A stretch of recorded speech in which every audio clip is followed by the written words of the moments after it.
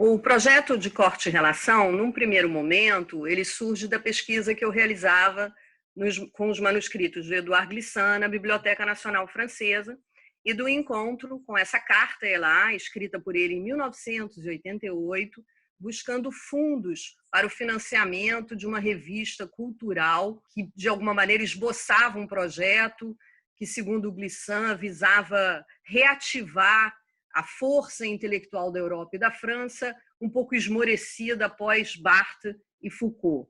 O corpo editorial da revista era composto por ele mesmo, Félix Guattari, Jean-Jacques Lebel e Roberto Matat. Nessa carta, ele indica que o texto de abertura do primeiro número da revista seria um texto de Antonin Artaud.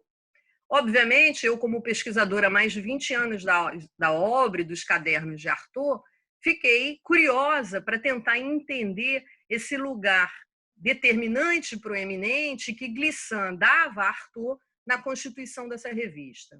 Um outro ponto que me saltou aos olhos era a singularidade que ele pretendia traçar, uma espécie de um outro mapa relacional entre Europa e América, mais especificamente o sul dos Estados Unidos, o Caribe e a América do Sul.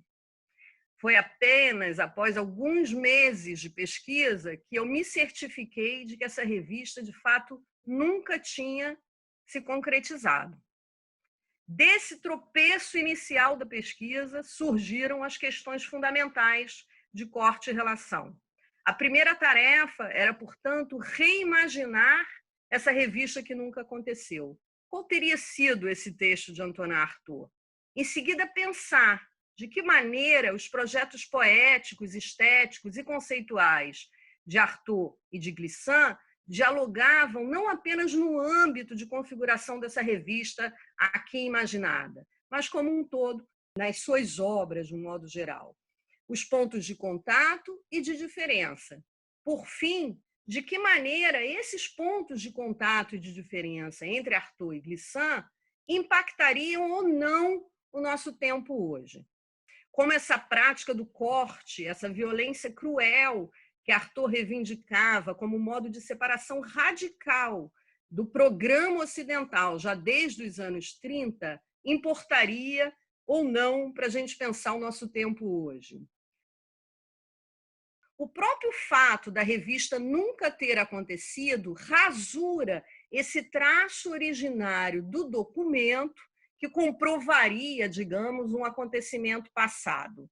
Nós estamos aqui imersos na fabulação e na imaginação plástica e poética. Aliás, o convite à imaginação, a gente pode dizer que é o traço preponderante e subjacente a toda a obra de Édouard Glissant. Estamos também aqui diante de suportes muito precários. São cadernos, folhas soltas, esboços, traços, rabiscos, rasuras, que transitam do texto à imagem incessantemente. Muitas vezes até deformando o que se entendia ser o texto e o que se entendia ser o desenho ou a imagem. Tudo me direcionava para um texto do Artaud chamado Paris-Varsóvia, que finalmente acabou sendo o caderno que nós selecionamos, né, nessa fabulação como tendo sido, quiçá, o texto que teria escolhido Édouard Glissant para abrir a revista. Nada disso é comprovado, nada disso é documental, é mesmo uma fabulação. O texto é uma lista larga e densa sobre tudo aquilo que Artaud nomeia como sendo o seu ódio em relação à cultura ocidental, ou seja, o seu gesto de separação dessa própria cultura. Ele faz um texto preparatório àquilo que depois será o texto Paris-Varsóvia. Nesse texto preparatório, ele continua, como na maior parte dos seus cadernos desse período, de 1945 a 48, desenhando e escrevendo ao mesmo tempo. A gente sabe que Artaud, a partir do momento em que ele desenhou o primeiro retrato, o primeiro autorretrato dele em Rodez, em 1946, ele só desenha até morrer retratos ou autorretratos. Artaud instaura, desde os anos 30, mas sobretudo a partir da sua vinda ao México em 1936, uma política radical é muito mais do que desconstrução, é quase de liquidação do Ocidente. Quer dizer, ele é um autor branco ocidental que, de dentro, se aniquila nesse projeto de aniquilação do próprio Ocidente. Concretamente, a gente pode dizer que Glissant poderia ter encontrado Artaud, já que ele chega em Paris em 1946, e ali já começa a sua amizade, por exemplo, com Frantz Fanon, e a frequentação já de imediato de grupos culturais e artísticos. Mas ele não encontra Artaud. E Artaud estava nos seus 2 últimos anos de vida justamente encontrando todo mundo. Encontrando todo mundo porque depois de 9 anos interno em asilos psiquiátricos é quando ele volta para Paris, né? E, de fato, é convocado, meio que convocado também pelos artistas da época. Mas eu, pelo menos, não encontrei notícias desse encontro real entre Artaud e Glissant. Isso também foi um motivo muito importante dessa fabulação. Porque, veja, de fato, essa viagem ao México do Artaud cria um acontecimento muito singular. E Artaud dá crédito à civilização tarahumara, à civilização indígena, né? Então, ele dá crédito significa que ele, de fato, leva a sério aquilo.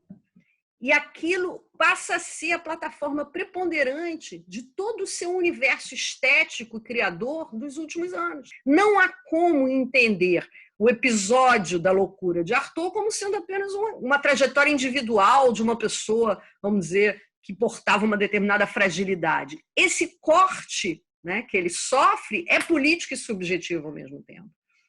Então, eu acho isso muito importante, porque, num certo sentido, a partir daí, quando toda a sua obra ganha uma outra perspectiva e relevo. Édouard Glissant, por que Édouard Glissant diz que ele é o retornado?